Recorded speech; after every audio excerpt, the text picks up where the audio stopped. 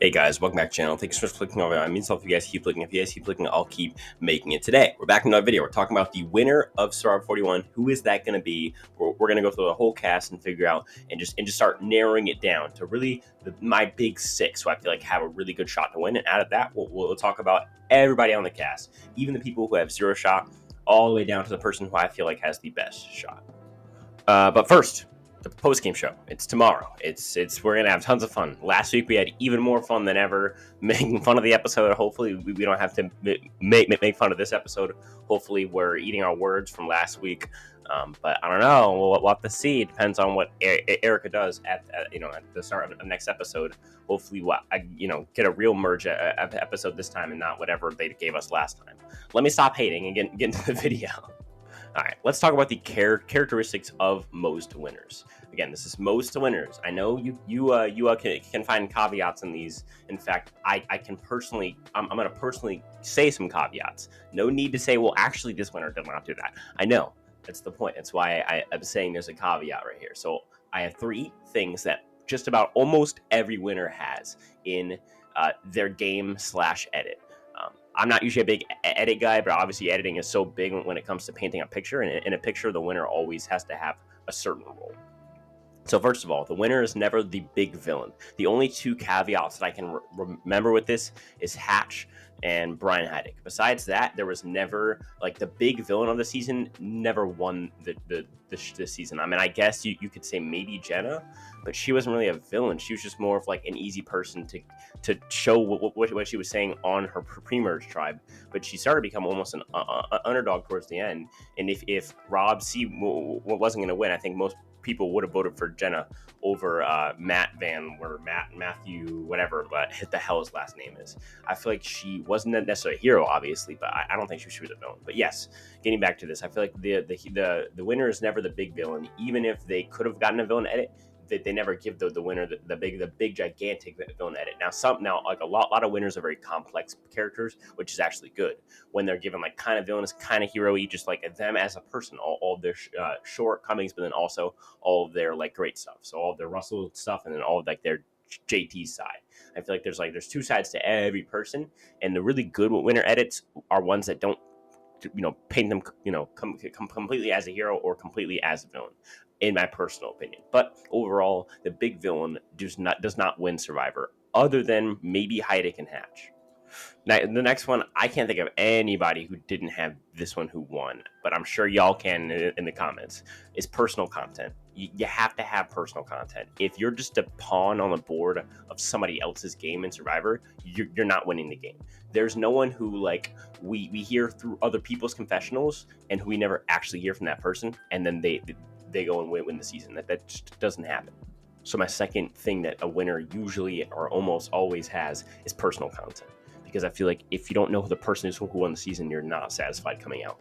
Whereas in like maybe like the merge boot or like a random boot in the pre-merge or post-merge can get no edit, and they can get away with that. But you cannot purple a winner, and not even purpling. But if you're just showing them as a player and not as a person, they're probably not going to win the season. And my last characteristic of someone who wins the season is usually they're not a GOAT. There's only been one time in my memory that I can think of when somebody else, like we saw from the perspective of somebody else, them dragging somebody to the end as a GOAT, and they're openly known as a GOAT within the game, and then they win, and that's Natalie.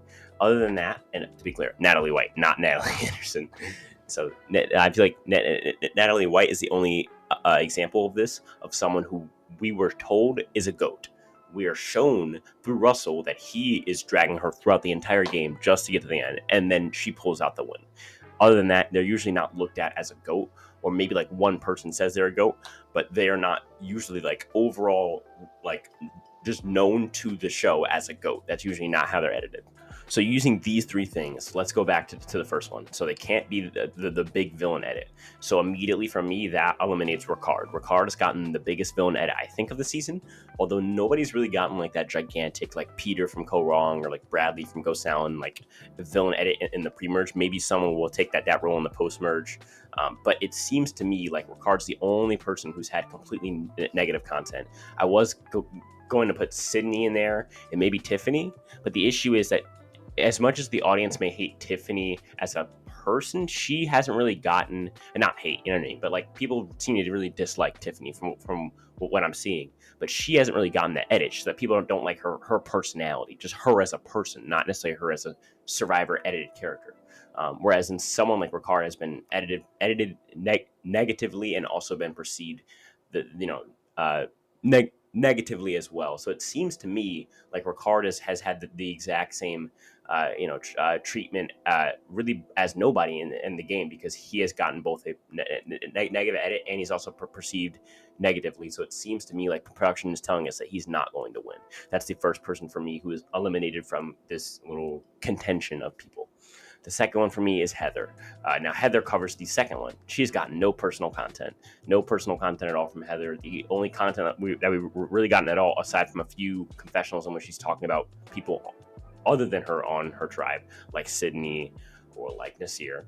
But other than that, the only thing that we've gotten from her that's about her, and like actually just about her as a person, is her falling down in the challenge. And funny enough, we didn't really care about Heather. We were, as a viewer, more drawn to Danny and Deshawn, like talking to her, and all of the rest of her tribe comforting her. We were almost more worried about that than the actual person who was on the ground, being Heather. So it just shows that she has gotten no edit with personal content. And by the way, guys, just because they don't get a flashback about like their family or their mom doesn't mean that they didn't get quote unquote personal content.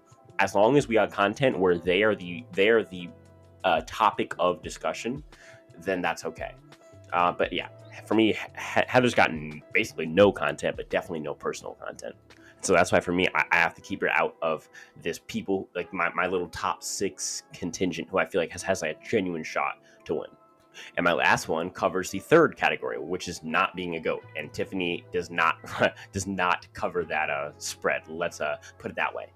Tiffany, to me, is a goat. To me, Tiffany and Heather are goats. The only reason I didn't put Heather in this category is because she already fit the second one, and I wanted someone for each category. And so it kind of worked out that way. Tiffany, on the other hand, although she did get personal content, she's not a very very strategically savvy player. Let's just put it that way. We've now heard from Evie, I think, and kind of been inferred by others that she's not like, she's a very frantic person who isn't very fun to work with. Obviously, I think the biggest example of this is her episode 2, when Voce was getting voted out, and she was so worried that there was going to be some sort of twist that she literally went nuts.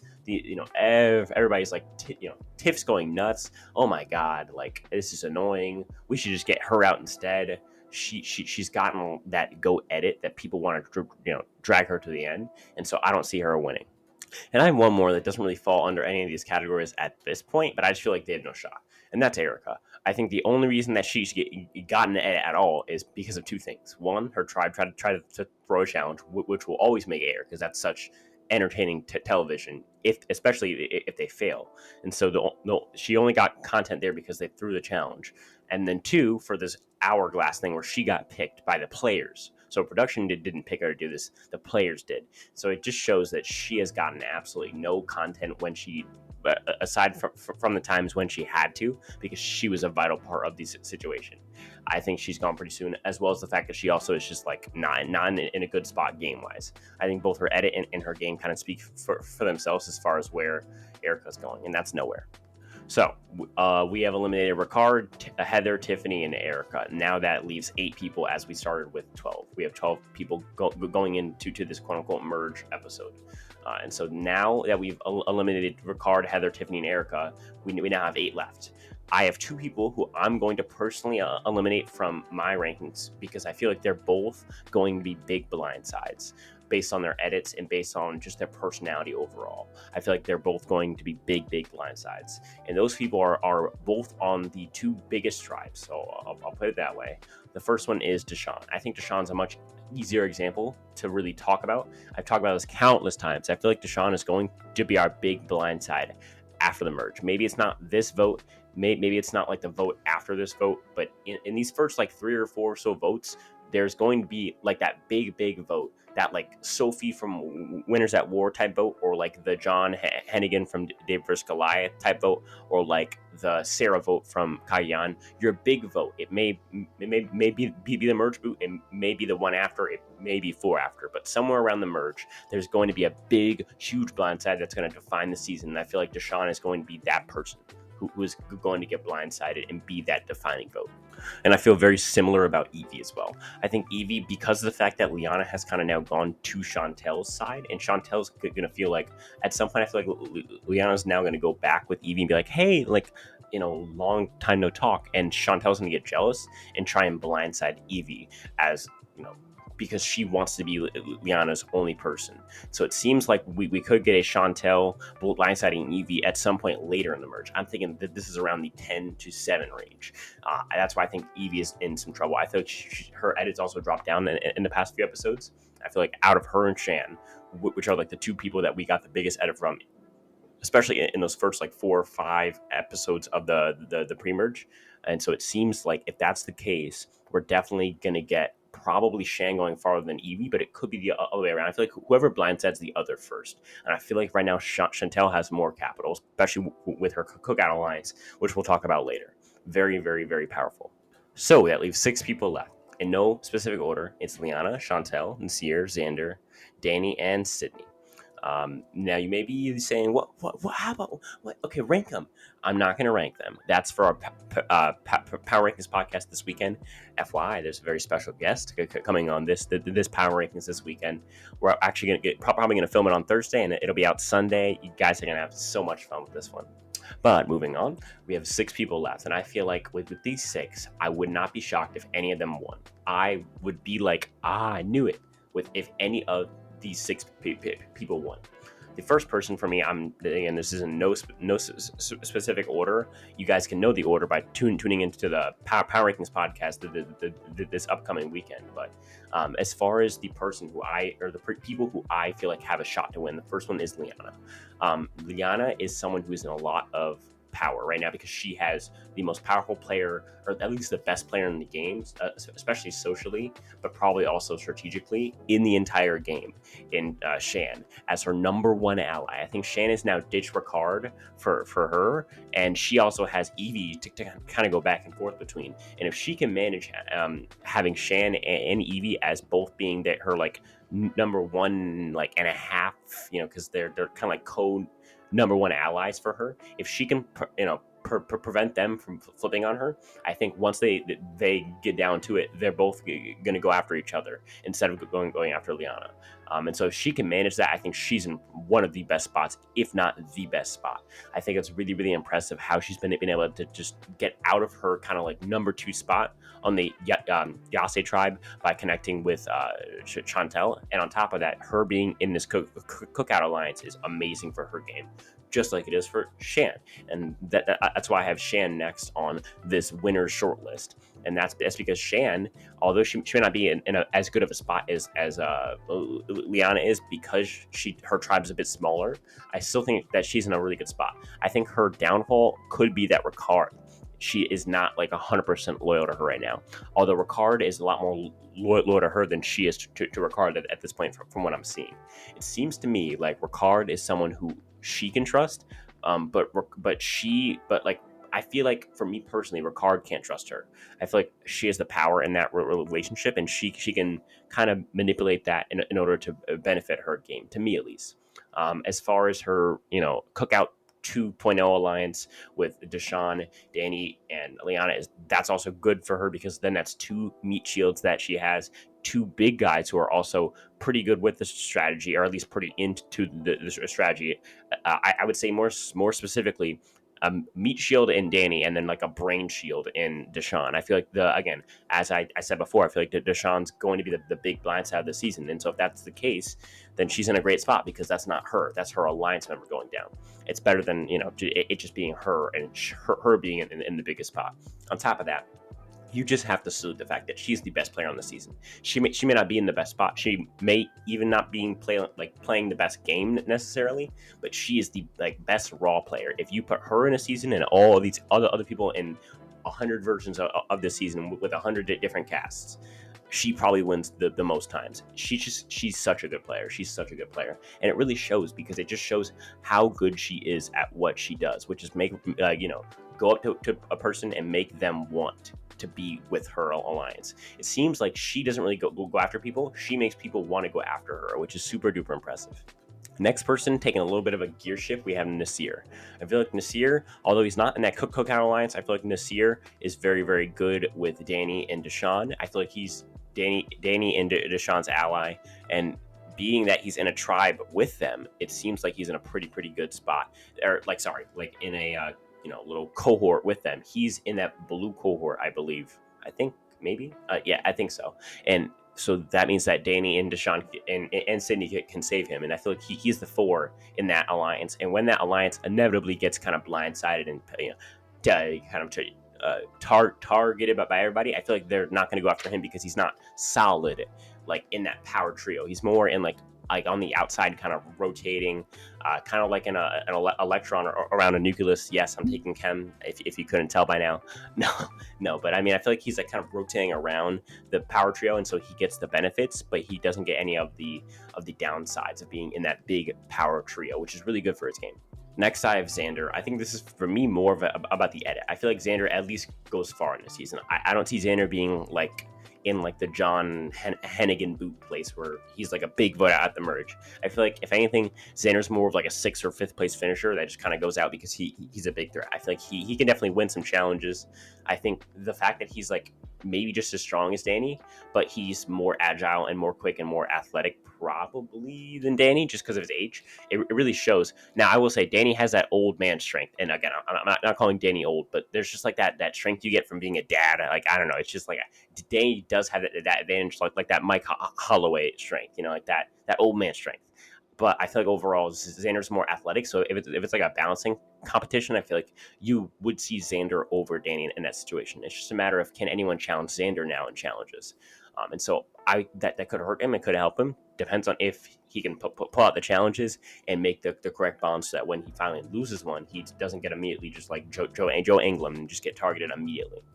Next, I have Danny. So speaking of Danny, again, I think Danny's in a similar boat as Xander. I feel like he's connected, except I feel like he's more connected than Xander is. So he's in the power trio. I feel like if there's a blindside on that power trio, I think Deshawn's a bigger threat, and I think people like Sydney probably less than they like Danny, so they probably keep Danny around for that reason. Although it could be flipped, and we'll talk about Sydney next. But back to Danny, I feel like Danny's in a power trio. He's now made bonds with both Nasir and Xander, and so he can kind of pull them into that group, and that's already 5. And if he doesn't, and even if he goes to tribal in this little cohort like thing where they're split into two groups, he probably doesn't go home there because he's in that majority. Now, if everybody goes to this tribal, then they're kind of screwed because that leaves people in kind of a tough spot. But assuming that it's just his cohort going, that he now has a free vote because they're Deshawn and City are not going to flip on him, and that leaves him in a much bit better spot. Also, on top of that, within his power trio, he's probably closer to Deshawn than Sydney is, which is great. And I feel like him and Deshawn have an equal relationship with Sydney, I feel like he's in an advantage in all spots in his alliance. And outside of his alliance, I think his downfall is going to be if all the girls get together, and then he doesn't have the opportunity to get out some girls. That's probably going to be his downfall, especially if he wins some challenges and puts a really big physical target on his back. And my last person is Sydney. Sydney, to me, is getting like an Angelina edit, except she's not Angelina. Hear me out. Okay, so I feel like Sydney, for me, is someone who is like, feels like Angelina, sounds like Angelina, has the social unawareness of Angelina, kind of has that like elitist type of feel to her, like Angelina, like, in her pregame, she's talking about how she was raised in Beverly Hills, and oh my God, I'm not gonna tell anyone that I'm I forget, like a doctor or something, or like studying for law, or a doctor, something like that. She seemed very, very like snobby type of person, and that's who we thought she was going to be. But I feel like she's more complex than Angelina as a person. I feel like she didn't get the complete villain edit like from day one. Angelina got like that, like looking at Christian on the mat, during the marooning edit, like the entire time it was negative, countless times. And for me personally, I feel like Sydney's not getting that negative of an edit versus someone like Angelina, who did get a complete just Dumbo edit all the way through. We haven't gotten the little clown music with her on the screen yet, which is a good sign. It seems to me like if anyone's to get like a really bad edit, it's not necessarily her, although she has been getting kind of a bad edit, but not really a terrible edit to the point where you're like, oh my god, this girl is like nuts or something. I also think as far as game-wise, she's in a great spot.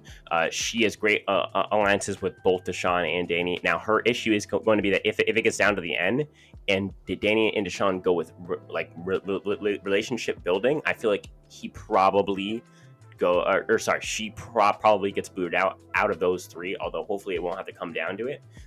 But I think honestly, both guys are probably better off taking her to the end than taking each other, because both the guys are bigger jury threats, and that's also another issue. Is that when you're in an alliance with people and you lose to almost if not everybody there, that's an issue. That's why I really respect people who, like, if they got to the end with a person who they wanted to get to the end, they would have won, versus people who didn't win, but people like they were robbed. But if they wanted, for example, a Jenna wanted to go to the end with Rob, like, and people are like, oh, like, she's a great winner. She wanted to go to the end with Rob. Why would you say that that doesn't make any sense to me. If you're willing to go to the end with someone who beats you, I feel like that's a lack of awareness on your part to figure out who's in a better spot to win the jury votes. And I feel like although she may have a slight lack of awareness, she's not like Angelina lack of awareness, and that's at least helps her edit to the point where she's not too villainous to win the game. She's not in like that Ricard spot. I just want to touch on briefly that the cookout to 2.0 alliance, which if you don't know, this is the Black Alliance per se. Just to clarify, it's Liana, Chantel, Deshawn, and Danny. And so the little cookout 2.0 alliance is in a great spot. I think an alliance like that, especially based off race, I feel like a Black Alliance would stay together because they feel like they have to quote unquote like represent or something like that. And so I feel like that's scary as a viewer, because I don't want that to be the case. I want a fluid post merge, not a post merge that's dominated by 4 people. Although for them, that's great for their games, that they're forming this such like a close bond that's based off things that are so like unchangeable. Obviously your race being a big unchangeable thing.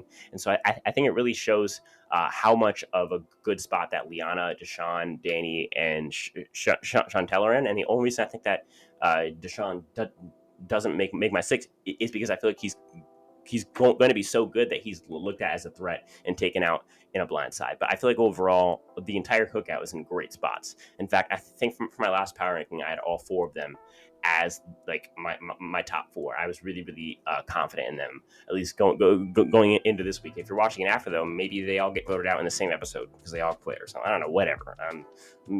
Imagine that actually happens and I just guessed that. That would be crazy. All right. Who is going to be the merch boot? My prediction is going to be Evie or Ricard, because I feel like Erica's going to flip she's going to smash the hourglass, causing the contingency of the power trio. So that would be Danny, Deshawn, and Sydney, plus Nasir, who's kind of like the honorary 4th member of that group, and then the other two people are Ricard and Evie. Now I don't know if everybody's going to go to tribal, and then like basically the 6 people who are immune are just immune from that tribal. So imagine like 6 people have the immunity necklace. Can they give away that immunity? Like, how does that work?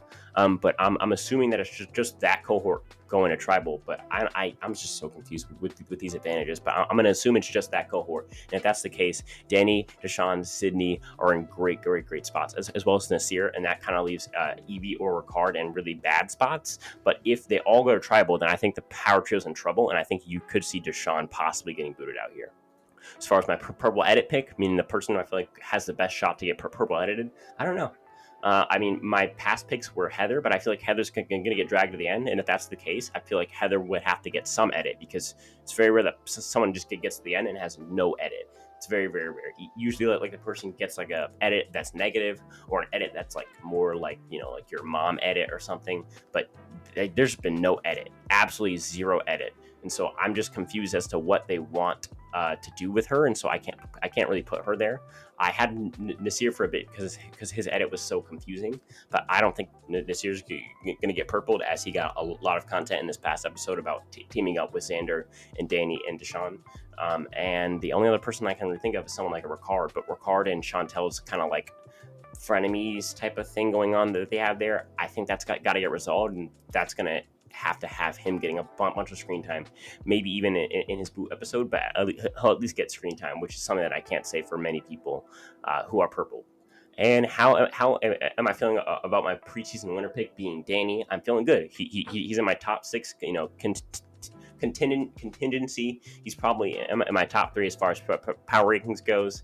I think he's in a great spot. I think Danny is in a great spot, and I think if Danny doesn't win, he'll definitely do well in the season at least. And so that's why I'm sticking with him, not because I necessarily think he's a lock to win, but that he has a pretty good shot. And since I picked him pre-game, I'm not going to switch my choice. So obviously I'm going to go with Danny. But what do you think? Who's your pick for the whole season? Who do you guys think has 0 shot of winning? Who has no shot of winning? How about that? Tell me in the comments if it makes sense. Maybe I'll like it. Post-game show tomorrow. Tune into that. We have tons of fun there. Like, comment, subscribe. Most importantly, turn on that notification bell and then hit all. That's the most important thing in the entire world. More important than food, drink, or water. Thank you all for the continued support. And if that's it, I'll talk to you guys in the next one.